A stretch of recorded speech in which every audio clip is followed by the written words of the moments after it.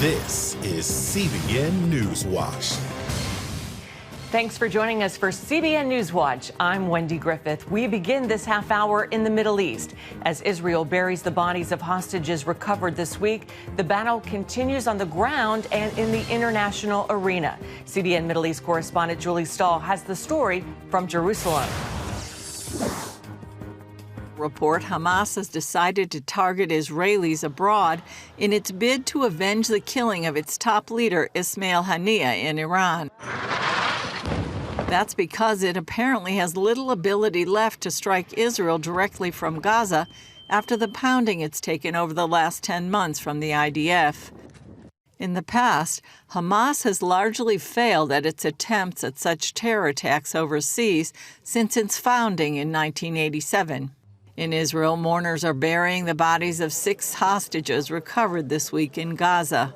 Yoram Metzger from Kibbutz Nir Oz, one of the hardest-hit communities, and Yagev Bukshtav from Kibbutz Nirim were laid to rest in their communities, which are still evacuated. Forensic experts say evidence shows all 6 were shot, and initial findings suggest their captors in Gaza murdered them, but the findings are just preliminary. We have no idea what you went through there. You do not deserve to end your life this way. In what world is a mother supposed to think that the nightmare will end when her son is returned for burial? In what world does a mother have to thank for the return of her son who was abandoned and murdered? Israel is keeping up its attacks on both Hamas and Hezbollah as it fights to defeat the terror groups backed by Iran. Israel launched extensive strikes against Hezbollah at different locations in southern Lebanon this week. In Gaza, the IDF says its troops killed some 50 terrorists in just one day in Rafah this week. It also lost a 19-year-old sergeant, the 336th Israeli soldier to die in the Gaza war. Israeli ambassador to the UN, Danny Danon, says all the bloodshed can end as soon as Hamas is defeated or surrenders. The future for Gaza will begin when Hamas will be eradicated. It's on the way. It's happening. Once Hamas will be eradicated, we can start to speak about reconstruction and building a future for the people of Gaza. Julie Stahl, CBN News, Jerusalem. Thanks, Julie. In the biggest speech of her life, Vice President Kamala Harris laid out her story and vision Thursday, hoping voters will give her the opportunity to be the first woman president. Harris says this election gives the nation an important opportunity to move beyond the divisive battles of the past. CBN's chief political analyst David Brody has the story. With Joe Biden pushed to the sidelines, Kamala Harris had the stage all to herself. Since becoming the nominee, she has energized Democrats. Last night, she took the opportunity to reach beyond her own party. There are people of various political views watching tonight, and I want you to know, I promise to be a president for all Americans. You can always trust me to put country above party and self. Despite being vice president for 3.5 years, her narrative hasn't been fully cemented. 1/3 of voters don't really know much about what she stands for. In her mission to define it, she highlighted her career as a federal prosecutor. Every day in the courtroom, I stood proudly before a judge and I said 5 words: Kamala Harris, for the people. She told a story of a middle-class girl who is now fighting for the little guy. Meanwhile, her opponent wants voters to see something entirely different. Comrade Kamala Harris. I call her comrade because she is a radical left Marxist. Harris also had a few choice words for Donald Trump. She spent large portions of her speech attacking him. Donald Trump is an unserious man. But the consequences of putting Donald Trump back in the White House are extremely serious. But what about seriousness of policy? Her recent economic proposal of price controls to bring down inflation went over poorly, even with liberal analysts. Thursday evening, she continued to be relatively vague. We will create what I call an opportunity economy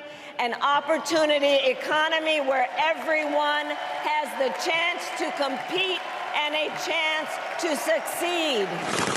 On the Israel-Hamas war, a political situation that could cause her headaches with the far left of her party this fall, she carefully tried to navigate. I will always stand up for Israel's right to defend itself. President Biden and I are working to end this war such that Israel is secure, the hostages are released, the suffering in Gaza ends, and the Palestinian people can realize their right to dignity, security, freedom, and self-determination. It remains to be seen how detail-oriented she handles that issue and others as the campaign moves on. So far, she's been riding the momentum of positive vibes and party enthusiasm. The next chapter could be a heavier lift. Harris has to convince independent voters that she is the right candidate for the next 4 years. She carries some of the burden of the past administration, but she also needs to show that she can stand on her own and know that, and voters trust that she's going to be better than Trump for the next 4 years. David Brody, CBN News, Washington. Thanks, David. Turning to the economy, more Americans are applying for new unemployment benefits.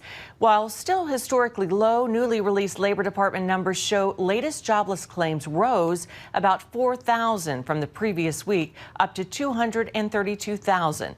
Thursday's report comes on the heels of Labor Department data showing America's job market has not been as strong as originally reported. Employers added 818,000 fewer jobs in the 12 months through last March. The new numbers come from state unemployment tax records, which are more comprehensive but take longer to produce. No word on how this might impact any plans by the Federal Reserve to cut interest rates in September. Coming up, 4 Ohio churches burned to the ground. The investigation into these arson attacks. Stay with us. You're watching CBN NewsWatch.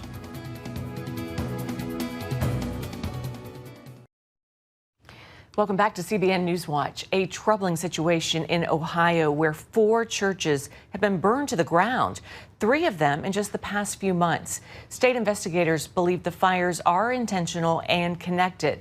All this as churches nationwide face a growing trend in violence. National security correspondent Caitlin Burke has the story. The string of rural Ohio church fires have left parishioners and investigators with many questions and few answers. We haven't had, a graffiti situation. We haven't had anything left at the scene that would say that there's hatred towards the church or hatred towards God. We don't have any of those factors. Still, Chief Josh Hobbs with the Ohio State Fire Marshal's Office tells CBN News they're now confident these are all acts of arson and likely committed by the same person or group of people. So a couple of these churches perhaps were unoccupied at the time of the fire and had no electric service. So we knew there was a human act involved. And then when you have other fires in that area, you start putting 2 and 2 together, and, you have a pattern. The first happened at Coquine Enterprise Baptist in April of 2022. Then nothing for 2 years until May, July, and August of this year, with 3 more churches set on fire, all in close proximity to the first. The timing and the geography of these fires, the type of churches, all of those things, they're all very similar in appearance, very similar in nature, where they're at, the desolate nature of the churches. When you look at the map, although it's kind of in the middle of nowhere, they almost make a little triangle. Churches in America are experiencing record levels of violence and hostility. A Family Research Council report showing incidents have more than doubled since 2022, with a majority reported as vandalism or arson.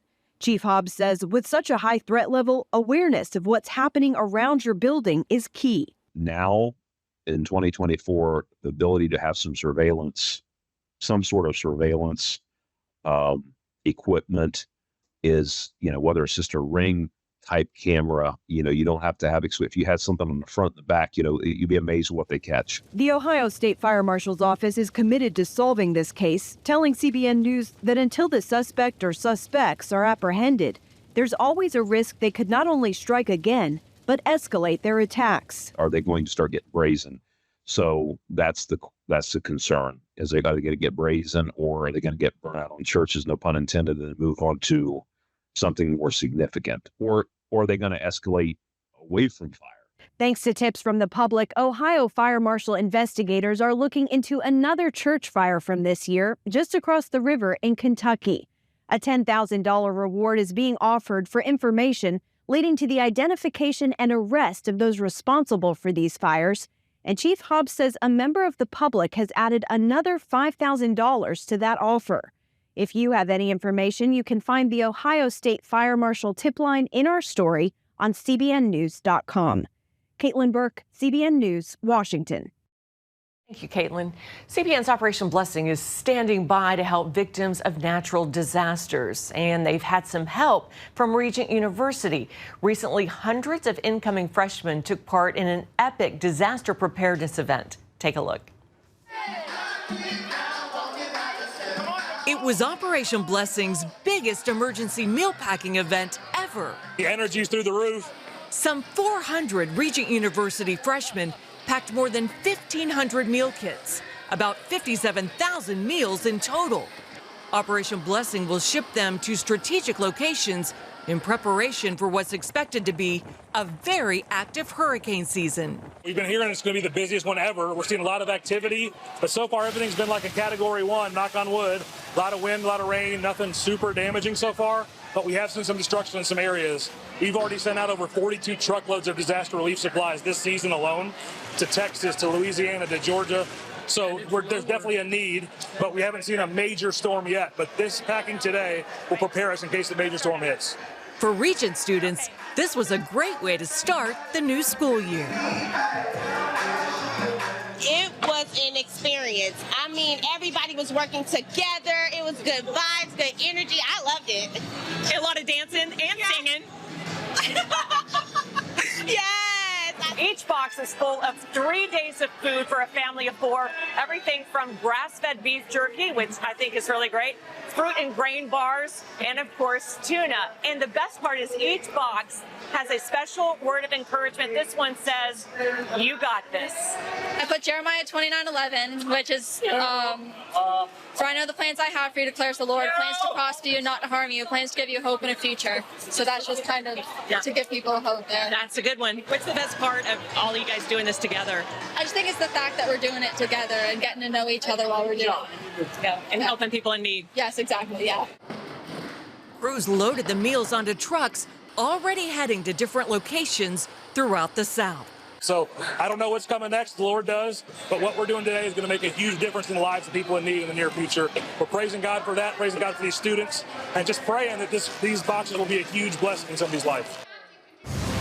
And we know they will. Well, still ahead, no one in baseball does it better. Meet the pitcher who is the league leader in preventing hitters from getting on base. The Mariners' Logan Gilbert gives us his secret. That's coming up next on CBN NewsWatch.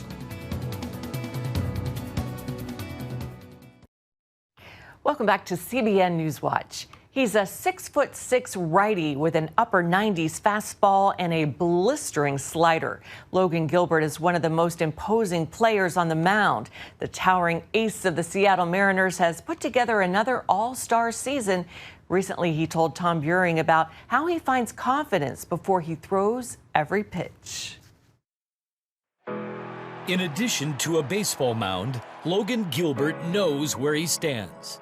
Having a really good sense of your identity and where that comes from is the most important thing for me, and that's helped me in the journey. The Seattle Mariners all-star right-hander is baseball's most efficient pitcher, minimizing opponents' at-bats per inning, even efficient enough to know himself and know the source of his deep convictions.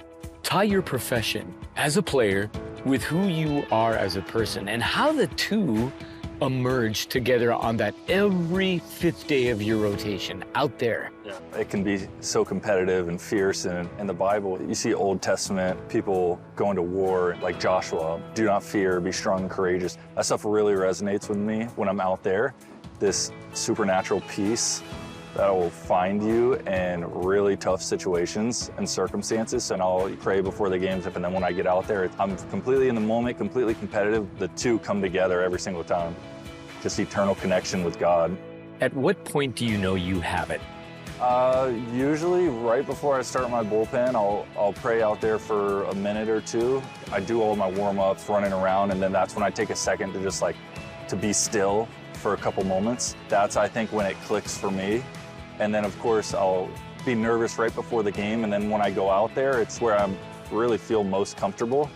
So, Logan, you'll know you have it here before you actually throw a pitch? Oh, yeah, definitely. Wow, that's pretty cool. Yeah, it's deep too, like at a soul level. You don't necessarily know that things are gonna go perfect, but you know that regardless of how things go, that you'll be okay because you have something so much greater. You have eternal significance and security from God, that it's not proving yourself in some way.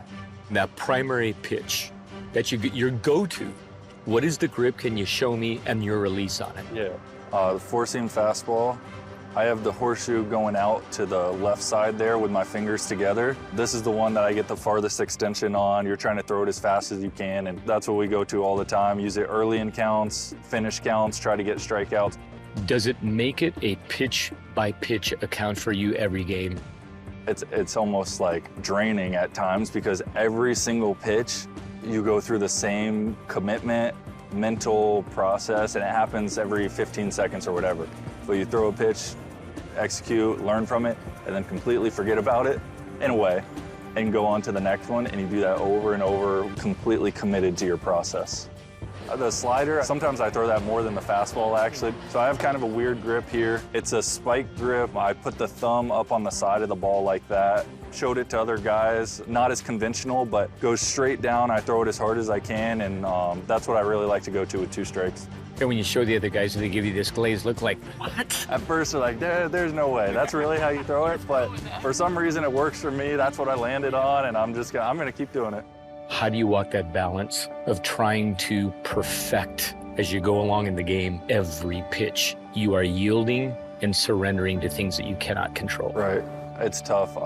Trying to be perfect helped me get here. So I had to learn how to walk that line and how to do it in a healthy, sustainable way. I kind of gave up trying to be perfect, controlling results. I don't really have as much control as I think. I'm so grateful that I can surrender that to somebody that is in control.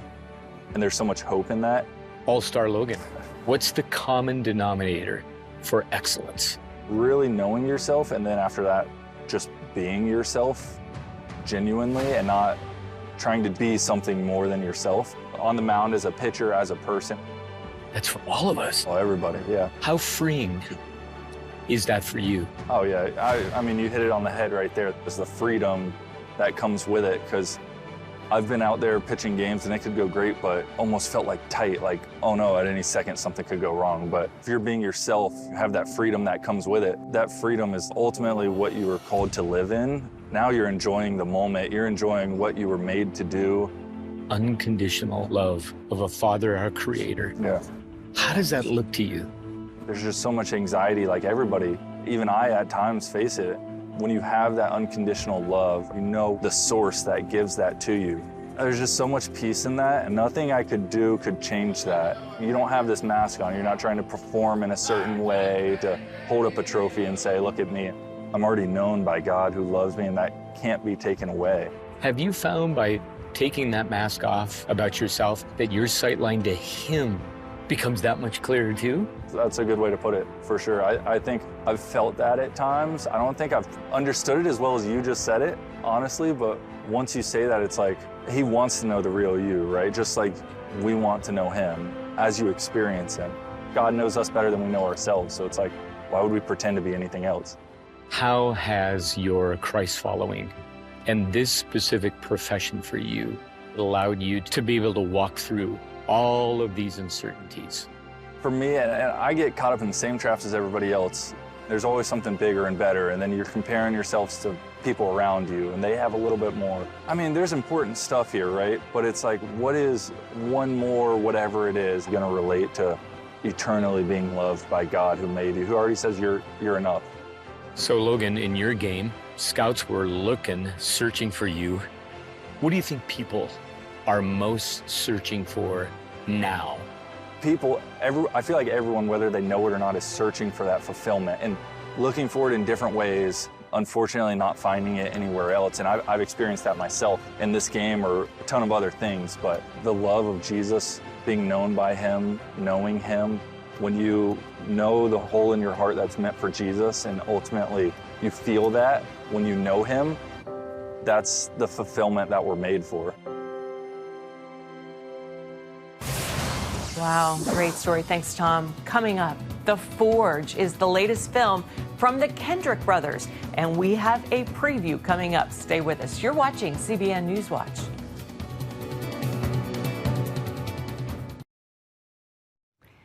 Welcome back to CBN NewsWatch. The newest film from the Kendrick Brothers with Bible teacher Priscilla Shirer has made a return to the big screen in the film called The Forge. Ephraim Graham talked with Shirer about her role in the movie. I know that we will see shades of War Room in this film. Tell us who you are this time. Well, I am Cynthia.